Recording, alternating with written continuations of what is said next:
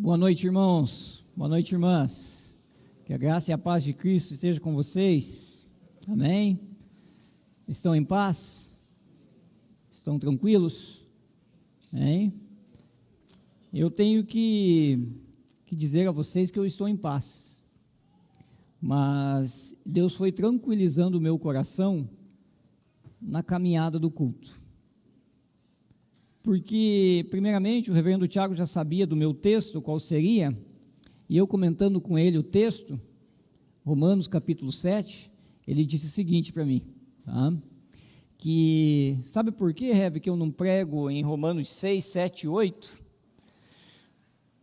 Eu perguntei por quê, né, de forma sequencial, ele quis dizer, né? Eu perguntei por quê, porque esses textos são muito difíceis.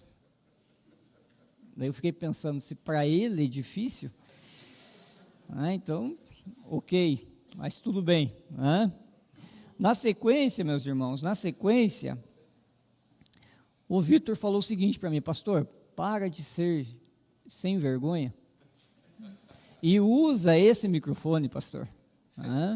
E esse microfone, para mim, ele é inovador, é de outro mundo. Tá? E como eu não consigo controlar muito bem as minhas mãos, eu posso estar falando lá do alto e apontando para baixo. Tá? Não tem muita coordenação. E por último, o Carlos aqui comentando, né? O pastor, o Reverendo Aldo, ele é tranquilo para pregar, ele não toma água, né? Daí eu lembrei ele o seguinte: eu não tomo água porque eu esqueço de tomar água porque eu estou intranquilo. Então, irmãos, Deus cuidou de mim aqui nesse processo agora de litúrgico, para que eu chegasse aqui e ele lembrasse ao meu coração que eu sou instrumento nas mãos dele. E que quando nós ministramos a palavra do Senhor, o que nós queremos é que o Senhor apareça, que Deus apareça, que Cristo apareça, porque todos um dia se dobrarão diante do Senhor. Amém? Então abra sua Bíblia em Romanos capítulo 7, eu estarei lendo os versículos de 12 a 25, Romanos capítulo 7, a carta do apóstolo Paulo à igreja de Roma, dos versículos 12 ao versículo de número 25, diz assim a palavra do Senhor: assim a lei é santa e o mandamento é santo, justo e bom. Então aquilo que é bom se tornou morte para mim? De modo nenhum, pelo contrário. O pecado, para mostrar-se como pecado, por meio de uma coisa boa, causou-me a morte, a fim de que, pelo mandamento, o pecado mostrasse toda a sua força de pecado.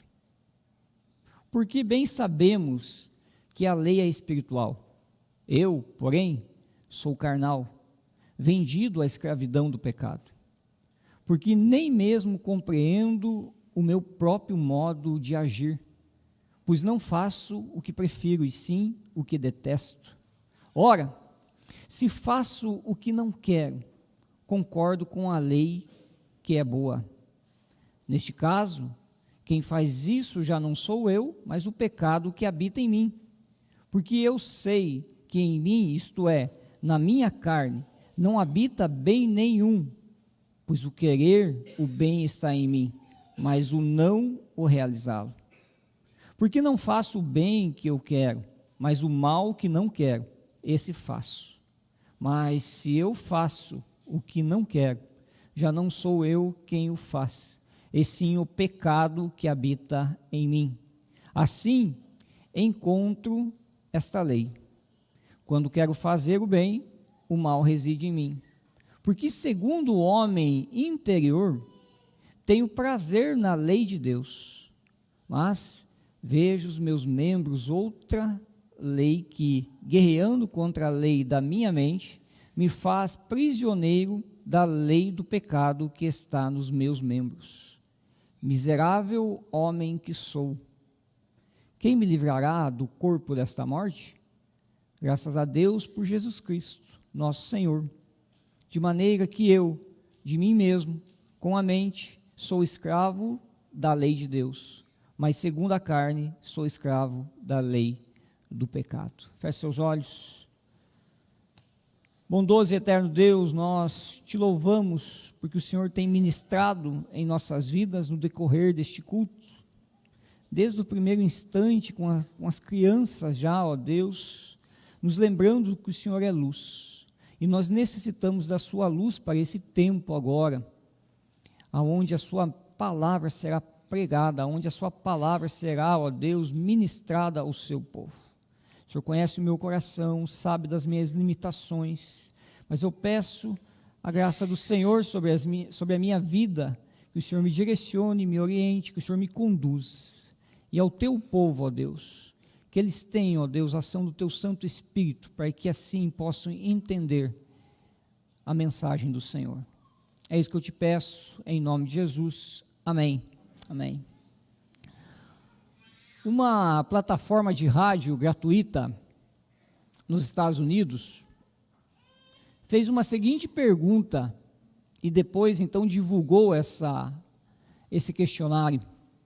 Isso aconteceu no ano de 2021 e essa pergunta foi realizada para 2.000 pessoas. Qual é a pergunta, pastor? A pergunta era a seguinte: você se considera uma pessoa boa? 75% dos entrevistados responderam sim, ou seja, 1.500 pessoas. Mas tinha uma segunda pergunta que emendava já na primeira. E a segunda pergunta era: você se considera uma pessoa boa melhor do que o outro? Ou melhor do que os outros? 46% dessas pessoas responderam o seguinte, que sim. Elas se achavam mais bondosas, não só em si mesmas, mas mais do que os outros. Isso significava dos 1.500, 690 pessoas. A minha pergunta é para você então: você se considera uma pessoa boa? Uma pessoa boa melhor do que os outros?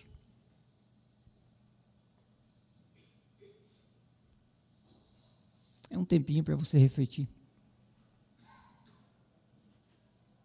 Acredito que diante de uma sociedade a qual é marcada pela violência, é marcada pelos desencontros, conflitos, é marcada por uma corrupção escancarada, sim, nós poderíamos assim afirmar rapidamente e dizer assim: sim, eu me considero uma pessoa boa, e muito melhor do que outros ainda.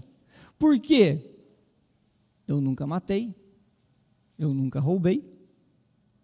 Aliás, eu poderia estar fazendo qualquer outra coisa, mas estou aqui no domingo. Não é isso? É interessante que quando a nossa mente processa dessa forma, de forma inconsciente ou conscientemente, mas muito mais inconsciente, nos leva a uma direção dos 10 mandamentos, não é mesmo? Nunca matei, nunca roubei, poderia estar fazendo qualquer outra coisa, mas estou aqui. Ou seja, nunca matei, sexto mandamento, nunca roubei, 8º mandamento. Estar aqui no dia de hoje, reservado ao Senhor, o sábado, reservado ao Senhor, um tempo de culto, 2º e 4º mandamento. Portanto, aonde que eu quero chegar com isso? Que toda vez que nós pensamos na lei do Senhor, automaticamente nós somos levados a pensar que somos bons, não é mesmo? Mesmo de forma inconsciente. É interessante que a minha geração para baixo, aí dos 47, 50 anos para baixo, foi formatada, foi treinada a zelar pelo cumprimento da lei, não é mesmo? A zelar mesmo pelo cumprimento da lei. Eu lembro que quando eu chego na igreja, ingresso na igreja, quando o Senhor me traz aos seus caminhos no ano de 1998, então eu entro num contexto do qual eu venho, aonde faltar um culto era sinal de condenação. É exatamente isso. Eu lembro então que quando o irmão da escola bíblica dominical começava a trabalhar, a expor algum texto, principalmente de Apocalipse, com todo aquele fervor, com toda aquela energia, eu tenho que confessar a vocês, eu ficava umas semanas sem dormir. Tá? Mudava a voz para expor a mensagem. Eu tenho que confessar para vocês que quando ele chegava na parte da besta, às vezes eu pensava que eu era besta. Vocês dão risada, né? Mas, irmãos, essa é a minha geração abaixo. Uma geração legalista. Não no sentido ruim, mas também no sentido ruim ao mesmo tempo. Porque essa geração buscava, se sobrecarregava a sua fé a partir de um cumprimento, sim, zeloso, e deve ser zeloso, mas acima de Cristo até mesmo. Acima do que Cristo fez. Se justificavam por aquilo que faziam e não por aquilo que Deus fez. Mas os tempos mudaram. Não mudaram? Enquanto a minha geração, marcada pelo terror do inferno, por não cumprir a lei, essa geração agora, pós-moderna, minha idade, do ano que eu nasci acima, tá? É uma geração marcada pela questão em nem acreditar que o inferno existe. E com relação a regras, a disciplina, são totalmente resistentes. Então esta geração vê a lei como um peso, como uma ameaça, considerando que qualquer tipo de mandamento, qualquer tipo de instrução, eles recebem como uma restrição de liberdade. Está na moda hoje, o que importa é o coração. Está na moda hoje, o que importa é o amor, e eu sou acolhido por Deus da forma como eu sou. As Sagradas Escrituras, como regra de fé e prática, se tornou um meio opressor para as novas gerações. Como algo que priva a vida, restringe a vida, tira as coisas boas. E dessa forma, essa geração se relaciona com a lei. Então imaginem o trabalho, ou melhor, o tamanho do desafio que nós, pastores, temos de pregar o Evangelho, de expor o Evangelho, porque em determinado momento estamos lidando com pessoas que olham para a lei e buscam a lei como fim de tudo. Por outro lado, nós temos pessoas, nossos ouvintes, que olham para a lei e rejeitam a lei. E nós estamos aqui, vivenciando esse contraste. E isso nunca foi novidade. O apóstolo Paulo, ao escrever a carta aos Romanos, ele se depara exatamente com dois grupos. E o primeiro grupo, o qual ele se depara, são os judeus, os zelosos da lei. Aqueles que faziam parte da identidade do povo de Deus. Aqueles que sim, buscavam obedecer os mandamentos, porque conheceram o Senhor durante a caminhada, provaram do Senhor, tinham uma comunhão com o Senhor a partir da lei. A partir da lei. Mas alguns, erraram nessa caminhada. Porque colocaram a lei acima e usaram da lei como fator, como fundamento de justificação, como fator de conexão com Deus, como fator para se alcançar a salvação. E alguns entendiam dessa forma. E o Novo Testamento vai nos falar dos fariseus, e esses eram assim, muito mais empenhados na questão externa do que na questão interna. Então eles procuravam obedecer à lei, sem se preocupar com o interior. O que importa é o exterior. Por outro lado, o apóstolo Paulo também lidava com os gentios, um outro grupo que estava presente também na formação da igreja de Roma. E esse grupo não tinha a herança que os judeus tinham relacionados à lei. Qual que era a cultura da qual eles vinham? Era uma cultura idólatra. Adoração aos muitos deuses. Uma mistura, filosofia, uma mistura de práticas culturais e religiosas, uma cultura até mesmo da religiosidade do império.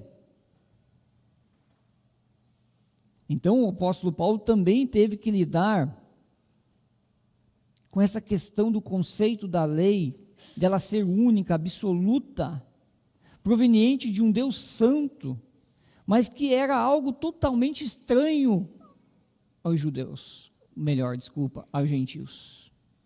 O que não era estranho para os judeus, é estranho para os gentios. Por isso não é novidade isso na história. E nesse cenário, então, o apóstolo Paulo escreve a carta de Romanos. De um lado, não poderia supervalorizar a lei. Por outro lado, não poderia desmerecer a lei. Então, ele está nesse grande desafio. Ele está numa situação de desconforto. Esse contraste, valorizar, desmerecer, demonstra o tamanho do desafio que ele tinha de escrever uma carta direcionada a uma igreja formada por dois grupos diferentes que pensavam diferente sobre a lei, que se relacionavam com a lei de forma diferente. Um grande desafio. E hoje nós, pastores, também nos vemos dentro desse desafio. A tarefa, então, do apóstolo Paulo era mostrar para ambos os grupos que eles estavam equivocados com relação à forma como se relacionavam com a lei. Ele precisava ensinar a lei a um grupo, dizendo assim, ela não é inútil, ela não é opressora, e muito menos inimiga da vida cristã. Por outro lado, ele precisava falar aos judeus, a sua observância como o fim de tudo, não é suficiente para te conectar, para trazer a salvação, para te justificar diante de Deus pelos seus pecados. Então, nesse caso, a lei se tornava inimiga da vida cristã. Então, o apóstolo Paulo escreve muitas coisas em Romanos, voltado à questão da lei, do pecado, de Cristo, e faz as suas conexões. E eu gostaria então, nesta noite, de deixar a você 3 direções que eu encontro nesse texto, que vai falar sobre a lei de Deus. A primeira direção que eu encontro, quando o apóstolo Paulo escreve para adequar esse conflito, para arrumar essa situação desconfortável na igreja, ele vai dizer o seguinte, que a lei revela o caráter de Deus. Versículo de número 12. Assim, a lei é santa e o mandamento é santo, justo e bom. Percebam que extraordinário. A lei de Deus, as Sagradas Escrituras, não apenas mostram o que Deus requer, o que Deus quer, o que Deus deseja, o que Deus espera de nós. Mas as Sagradas Escrituras, a lei, mostra quem Deus é em sua essência. A forma pela qual o Senhor buscou se revelar a nós. É a forma pela qual Ele fica evidenciado, que é a sua lei. Portanto, a lei é a expressão do caráter do legislador. Eu sei. E nesse momento você está pensando assim, legislador. Quem sabe a nossa história tenha sido marcada como povo brasileiro por muito tempo, por uma questão muito difícil com relação à legislação, não é mesmo? Leis injustas que mostra o caráter daqueles que governam. Mas nós não podemos ter esse mesmo pensamento relacionado à palavra de Deus. Porque Deus não pode ser comparado ao homem pecador, porque a própria palavra já expõe, assim, a lei é santa, Deus é santo, o mandamento nos quais Deus nos coloca, nos transmite, é santo, é justo, é bom. A lei não é apenas uma ordem externa, a lei é uma revelação moral da natureza de quem é Deus. De quem é Deus. Quando o apóstolo Paulo se refere à lei, afirma que ela é santa e diz que os mandamentos são santo, justo e bom. E ao fazer isso, ele se refere ao caráter do legislador, que também é santo, justo e bom. Isso significa, meus irmãos, minhas irmãs, que o caráter de Deus, que os atributos de Deus são perfeitos na essência. E quando Deus deseja as Sagradas Escrituras para um povo, quando Deus no Monte Sinai se propõe a entregar as tábuas da lei, Ele está transmitindo o seu caráter, quem Ele é. Em momento algum o Senhor tinha em mente de aprisionar um povo ou subjugá-lo, ou de satisfazer a sua própria autoestima, se assim podemos pensar, perante o mundo. Em nenhum momento o Senhor pensou em estruturar uma relação na qual dependesse de algum retorno de nós. Em nenhum momento, ao propor as Sagradas Escrituras para as nossas vidas, Ele teve alguma motivação de receio de não ser amado, porque Ele é amor no todo.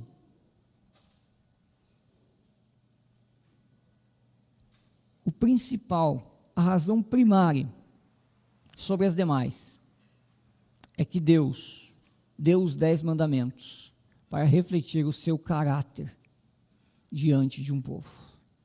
Ele é único, Ele é santo, Ele é criador, Ele é sustentador, misericordioso, poderoso, Ele é justo, Ele é bom, Ele é do bem. Ele é do bem. Reflete o caráter de Deus, as Sagradas Escrituras. A revelação de quem é Deus. Em 2014,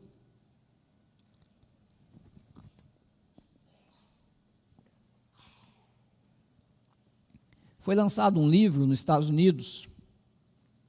Eu não cheguei a ler esse livro, tá?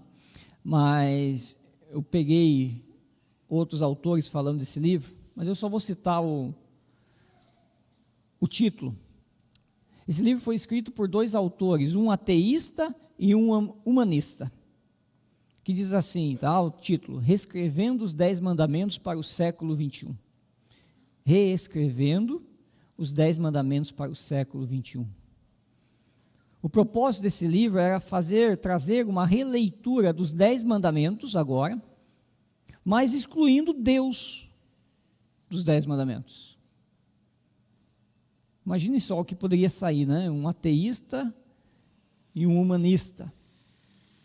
E ainda reescrevendo algo, tirando Deus. Pois bem, eu vou ler os 10 rapidamente para vocês. Primeiro, ser mente aberta e disposto a mudar crenças com base em nossas evidências. Buscar o que é mais provável, mandamento número 2 no caso, buscar o que é mais provável ser verdadeiro, ao invés do que você deseja. 3, a confiança no método científico como forma mais confiável de compreender o mundo natural. 4, cada pessoa tem direito ao controle sobre seu próprio corpo. 5, acreditar em Deus não é necessário para ser uma pessoa boa ou ter uma vida com sentido. 6, ser consciente das consequências das próprias ações e assumir responsabilidades por elas. 7. Tratar os outros como gostaria de ser tratado, considerando a perspectiva alheia. 8. Temos responsabilidade para com os outros, inclusive futuras gerações. 9. Não há apenas um modo certo de se viver. 10. Deixar o mundo melhor do que você o encontrou. Você, até mesmo nessa leitura rápida, de repente, você conseguiu captar algumas coisas, assim, até poderia pensar assim, coisas bonitas, interessantes, parecem relevantes para o mundo qual nós vivemos. Mas a pergunta que eu trago a vocês, e aqui eu gostaria de fazer essa aplicação: como realizo a conciliação entre alguns desses mandamentos? E eu vou só colocar o foco aqui no mandamento de número 9 e no mandamento de número 10. Porque o mandamento de número 10 diz o seguinte: deixar um mundo melhor do que você o encontrou. Parece legal, né? Parece interessante. Agora, como que eu vou fazer isso se o mandamento de número 9 diz o seguinte: não há apenas um modo certo de viver? Então não há certo e errado. Se o meu certo é errado para o outro, vai haver um conflito. Como que nós vamos deixar um mundo melhor? Se o outro está certo e eu estou errado, vai haver outro conflito. Como podemos trabalhar em prol de um mundo melhor? Pois bem, aonde eu quero chegar com isso?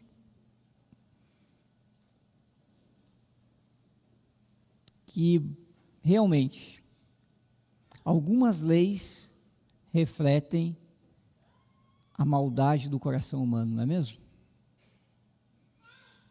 Agora, a lei de Deus reflete quem é Deus.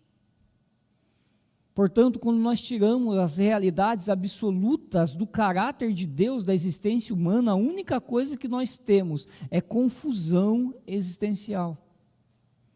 Por isso, então, o apóstolo Paulo diz, assim a lei é santa, e o mandamento é santo, justo e bom.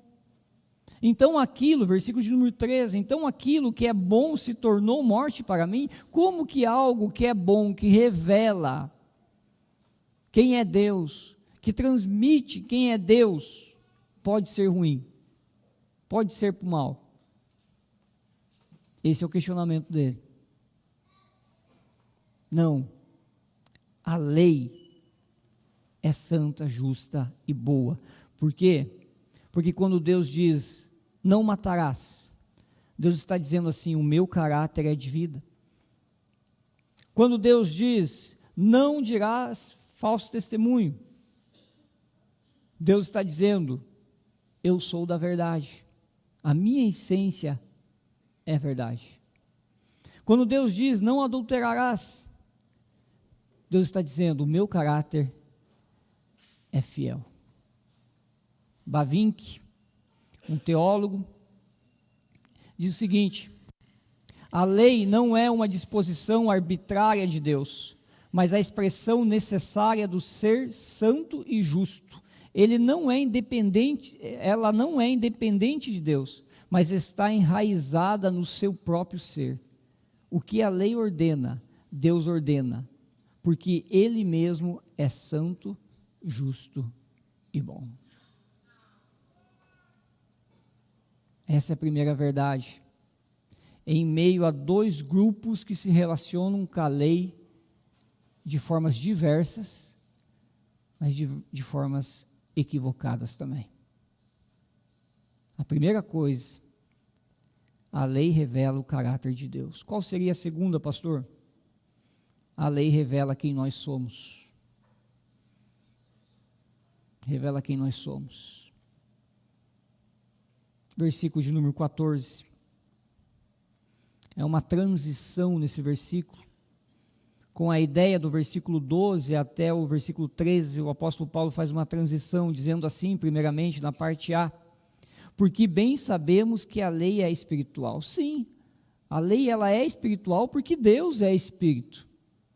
Mas na sequência, ele vai terminar o versículo dizendo o seguinte: eu, porém, sou carnal, vendido à escravidão do pecado. E daí em diante, meus irmãos,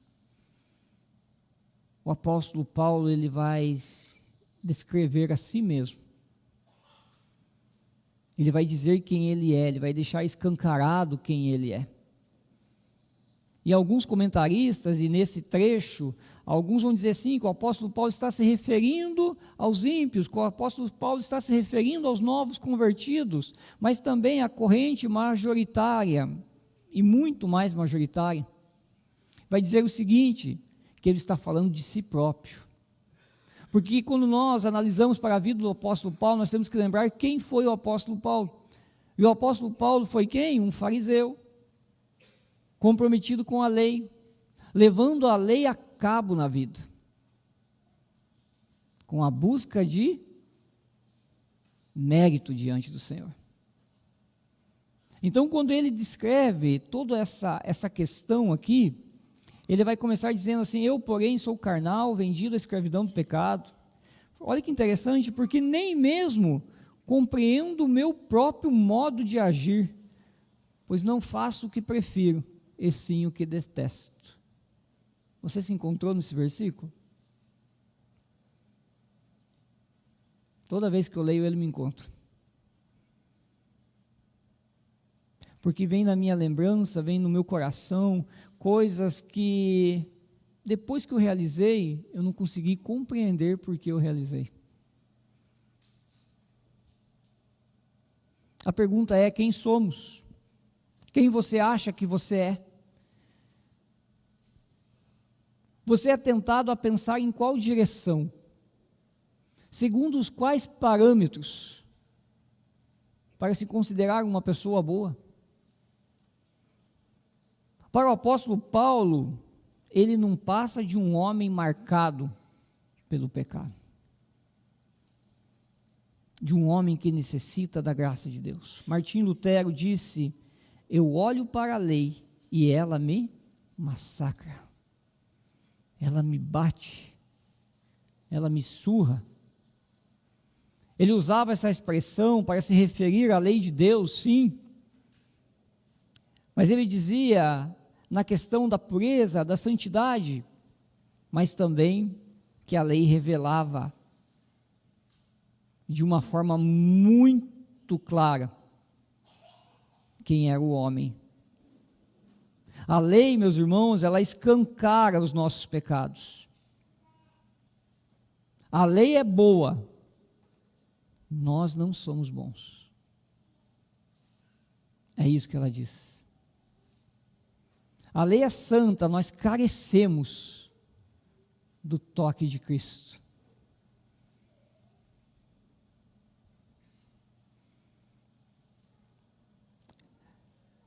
Voltando para os 10 mandamentos.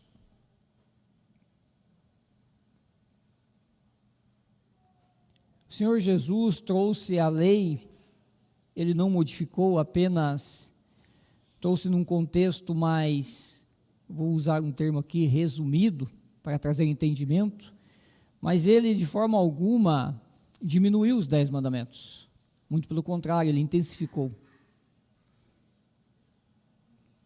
Porque quando o mandamento diz o seguinte, não matarás, agora Jesus diz assim, se você odiar o seu irmão, ele elevou a situação do nosso pecado diante da lei. Não adulterarás, a questão aqui não é somente o ato, mas se você olhar, se você desejar, você já deixou de cumprir o mandamento. Mas a grande questão é, por que Jesus faz isso? Porque nós precisamos entender que nós não nos bastamos, não somos suficientes em nós mesmos, em cumprir os mandamentos de Deus. Por isso, o apóstolo Paulo então vai se descrever, ele usa 11 vezes o pronome eu, ou meu, dizendo dessa situação dele. Porque eu sei, versículo 18, porque eu sei que em mim, isto é, na minha carne, não habita bem nenhum, pois o querer, o bem está em mim, mas o não, o realizá-lo. Porque não faço o bem que eu quero, mas o mal que não quero, esse faço. E diante de todo esse olhar do apóstolo Paulo para a lei, diante de toda essa reflexão que ele mesmo faz ao escrever para a igreja de Roma, tratando desses dois grupos, ele não poderia deixar também de trazer aquilo que o Senhor mostrou a ele. Que sim, que ele é um homem miserável, versículo de número 24, miserável homem que sou.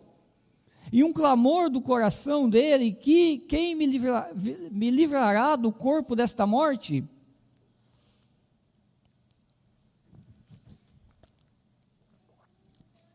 E aí ele dá a resposta. Graças a Deus por Jesus Cristo, nosso Senhor.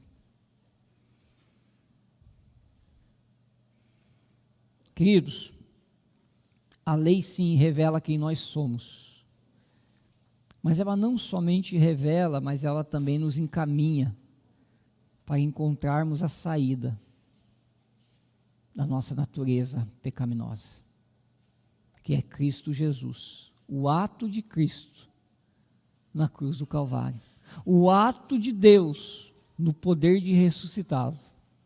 Nós então somos encontrados como novas criaturas, não livres ainda totalmente do pecado, mas agora temos o Espírito Santo que nos ajuda a viver em santidade diante do Senhor. E quando nós olhamos para a lei é como um espelho que mostra quem nós somos. E nós precisamos ser lembrados disso todos os dias, a todo momento. Porque senão buscaremos a justificação pelos nossos méritos, por acharmos que somos bons, suficientes em si próprios. Mas em terceiro lugar, a lei revela sua bondade ao seu povo. Porque diante de todo esse contexto, no versículo 21, o apóstolo Paulo então termina o raciocínio. Ele vai dizer assim o seguinte: assim encontro esta lei. Quando quero fazer o bem, o mal reside em mim. Ele está expondo o seguinte: sim, eu desejo fazer o bem, mas eu também encontro o mal que existe em mim. E aí, ele diz o seguinte: porque segundo o homem interior, tenho prazer na lei de Deus. Se eu te perguntasse agora, como você se relaciona com a palavra de Deus? Tá bom, vou te perguntar no privado. No privado a gente não constrange ninguém, conversa só com a pessoa. Então imagine que eu estou fazendo essa pergunta para você no privado. Tá? Como você se relaciona com a palavra de Deus? Mas vou fazer uma outra pergunta para você. Quais são os 10 mandamentos? Você saberia responder? Ou ao menos expô-los, transmitir de forma parafraseada? Olha só que dado importante. Vem lá dos Estados Unidos também. O americano ele gosta de pesquisas, tá? Ele procura nas pesquisas direções, o que nós ainda aqui no nosso contexto brasileiro nós não temos ainda. Mas lá acontecem muitas pesquisas. E foi feita uma pesquisa perguntando aos norte-americanos, ou melhor, entrevistando eles e colocando eles à prova. E 14% dos cristãos que foram colocados à prova não sabiam os 10 mandamentos. E não sabia nem mesmo na forma resumida. 14%. Foi entrevistado 2.000 pessoas também. 2.009, tá? Para ser mais preciso. 14% desses não sabiam os 10 mandamentos. Mas 25% sabem de cor, olha só, 25% desses entrevistados sabem de cor os 7 ingredientes do Big Mac. 2 hambúrgueres, 2 hambúrgueres, alface, queijo, molho especial, cebola, picles e pão.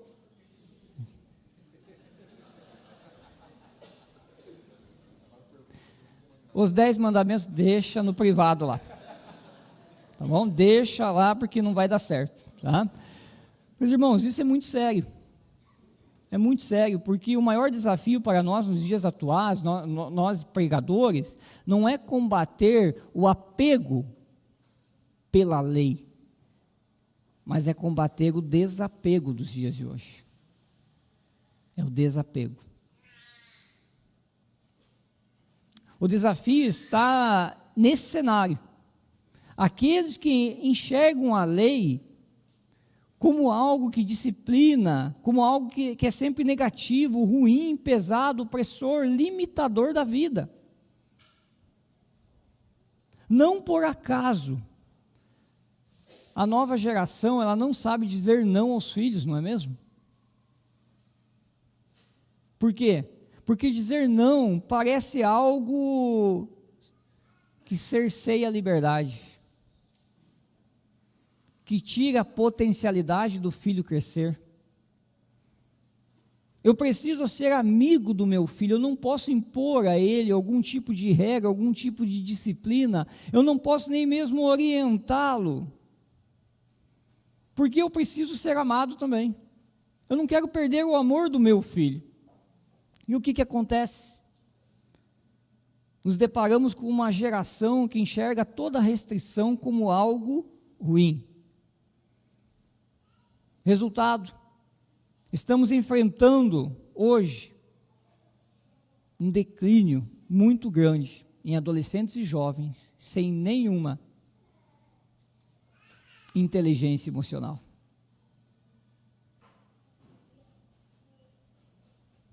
Eles nunca foram contidos? Eles nunca receberam um não?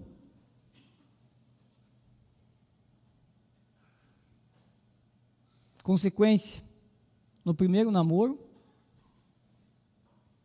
não deu certo, querem tirar a própria vida, não é mesmo? No primeiro emprego, primeira vez que o supervisor, gerente, chamar a atenção, é o que basta para desistir. Na primeira dificuldade da faculdade ou universidade, na primeira dependência, que é assim que é o termo que nós usamos, entram em crise. Quem são os culpados? Nós que estamos matando os nossos filhos emocionalmente porque não sabemos dizer não a eles. Porque temos medo de parecer duros e de estabelecer limites. Mas o versículo 22 diz: porque segundo o homem interior tenho prazer na lei de Deus. O Senhor que se revela a nós como Pai, nos mostra a pedagogia do seu amor a partir da lei. Deus ama seus filhos e por nos conhecer infinitamente mais do que nós mesmos nos conhecemos, Ele entende que a sua lei, ela é o benefício para cuidar das nossas vidas, para reger as nossas vidas, porque se ficássemos soltos às nossas vontades, nós nos destruiríamos. Eu fico imaginando se nós tivéssemos a oportunidade de, agora sim, entrevistar um israelita, daquele que recebeu a lei do Senhor, e perguntássemos para ele o seguinte: fulano, como você se sente em relação a esses mandamentos?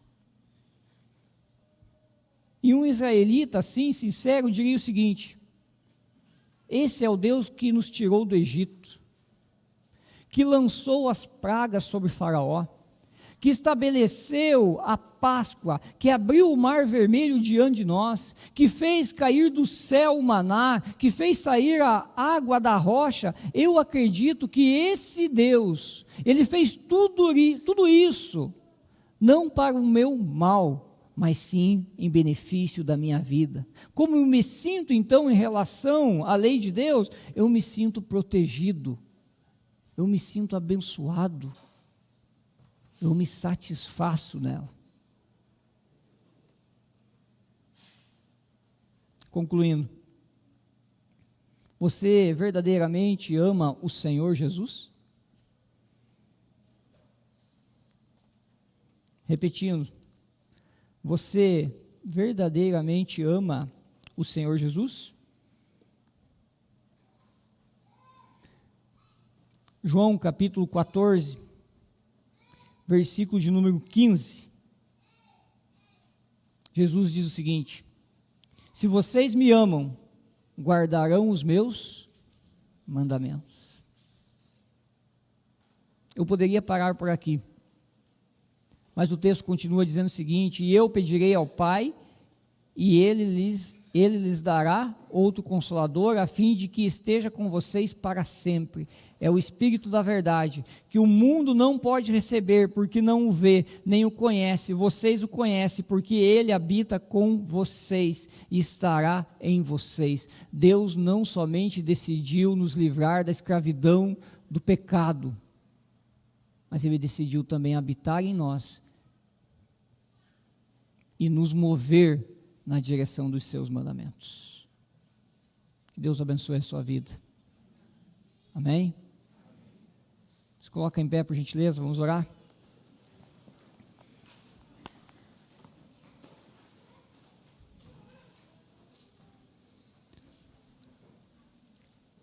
Pai bondoso, nós te louvamos por esse tempo de ministração da tua palavra. Obrigado a Deus porque o Senhor falou conosco, porque o Senhor nos lembrou de quem o Senhor é, um Deus bondoso, justo, misericordioso, compassivo, e o Senhor demonstra isso a partir da sua revelação,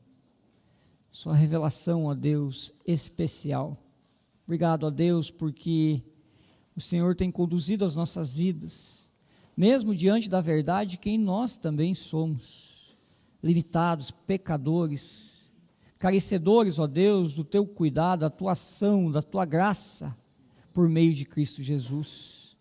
Obrigado a Deus, porque o Senhor também nos lembra que a tua lei, ó Pai, ela é abençoadora, ela nos guia, ela nos livra, ela nos dá a direção, porque o Senhor é um Pai que se relaciona conosco, e o Senhor requer o melhor para as nossas vidas, e nela temos tudo o que necessitamos.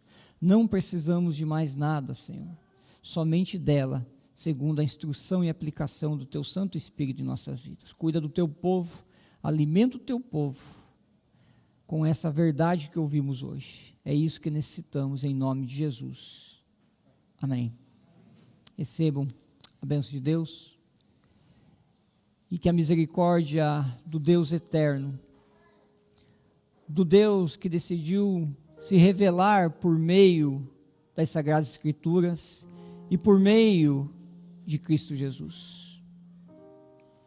Que a graça do Senhor Jesus, a graça que nos justifica diante de Deus, que nos livra da condenação eterna, e que a ação abençoadora do Santo Espírito de Deus repouse sobre a sua vida, meu irmão e minha irmã, não somente no dia de hoje, mas também no dia de amanhã e para todos sempre. Amém. Amém.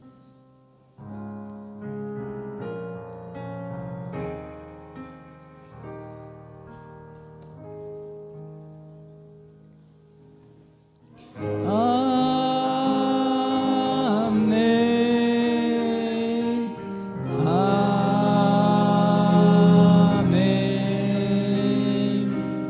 Amém.